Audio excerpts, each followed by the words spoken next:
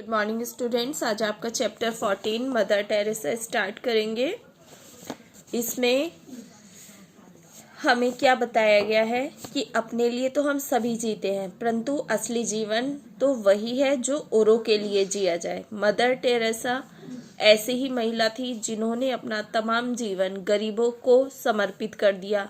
Mother Teresa वास्तव में प्रेम, करुणा और निस्वार्थ सेवा की मूर्ति थी। अब हम उनके बारे में पढ़ेंगे, ठीक है। ध्यान से सुनिएगा बच्चों और अपनी बुक में ध्यान दीजिए, पढ़िएगा। मदर टेरेसा का जन्म 26 अगस्त 1910 को यूगोस्लाविया के स्कोपजे नामक छोटे से शहर में हुआ था। उनके पिता एक भवन निर्माता थे। वे 3 भाई बहनों में सबसे छोटी थी। उनका बचपन का नाम एग्नेस था। उनके माता पिता धार्मिक विचारों में विश्वास रखते थे, अतः एग्नेस पर उनका प्रभाव पड़ना स्वाभाविक ही था। मात्र 12 वर्ष की आयु में ही एग्नेस ने अपने जीवन का लक्ष्य तय कर लिया था। 18 वर्ष की आयु में वे नन अर्थात ईसाई सन्यासियों की एक संस्था सिस्टर्स ऑफ लोरेटो से जुड़ गई। उन्होंने इस संस्था द्वारा कुछ महीनों तक डबलिन में प्रशिक्षण प्राप्त किया। इसके पश्चात उन्होंने भारत आकर 1931 से 1948 तक कोलकाता के सेंट मैरी हाई स्कूल में अध्यापन कार्य किया। वे जब भी गरीबों, दीन दुखियों व असहायों को देखती तो उनका मन करुणा से भर उठता और वे उनके लिए कुछ कर गुजरने को व्याकुल हो उठती। आखिरकार 1948 में उन्होंने अध्यापन कार्य छोड़कर कोलकाता की मलिन बस्तियों में काम करना शुरू कर दिया।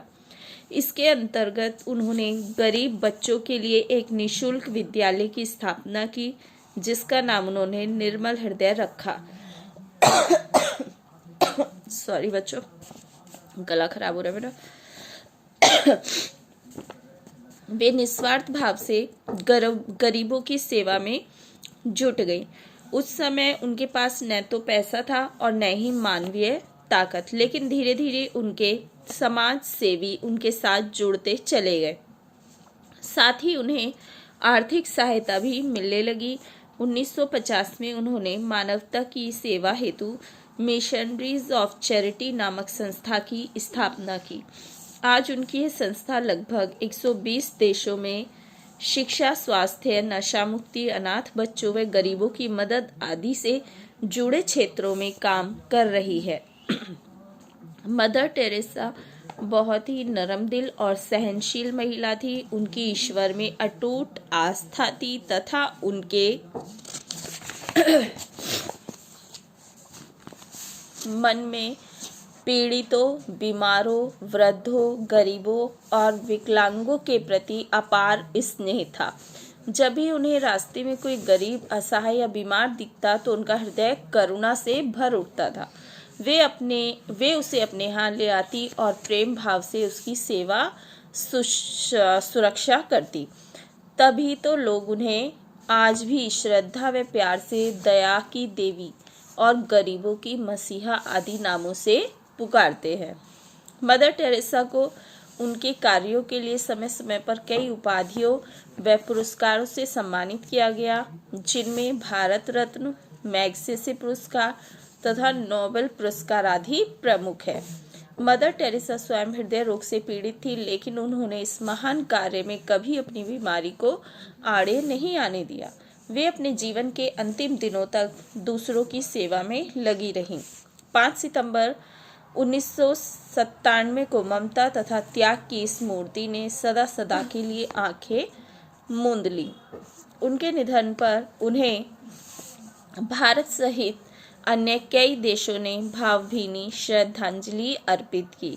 आज मदर टेरेसा हमारे बीच नहीं है, परंतु वे आज भी अपने द्वारा किए गए कार्यों के माध्यम से हमारा मार्ग प्रशस्त कर रही हैं।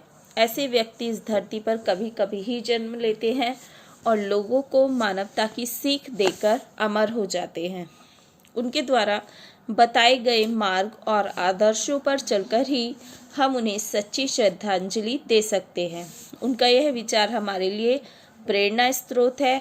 हमें एक दूसरे से प्रेम करना चाहिए जैसे ईश्वर हम सबसे करता है। तभी हम विश्व में, अपने देश में, अपने घर में तथा अपने हृदय में शांति ला सकते हैं। तो बच्चों ये चैप्टर आपका यहाँ पर कंप्लीट होता है। इसमें आपने मदर टेरेसा के बारे में पढ़ा कि मदर टेरेसा कितनी समाज सेवी महिला थी, कितनी सहनशील महिला थी, जो हमेशा दूसरों के लिए जिंदा रही और मरते टाइम भी वो सेवा करते करते ही मरी। ठीक है, तो ये चैप्टर आप ध्यान से पढ़ेंगे और जो वर्क मैं आपको भेजूंगी वो सारा वर्क आप करेंगे, बुक एक्सरसाइज वगैरह भी और नोटबुक का वर्क भी। ठीक है, तो करने के बाद चेक करने के लिए सेंड करेंगे आप सभी बच्चे। और बच्चों ये वाला चैप्टर आपका UT 3 हमारा यहाँ पर कंप्लीट हो गया है हिंदी फर्स्ट में।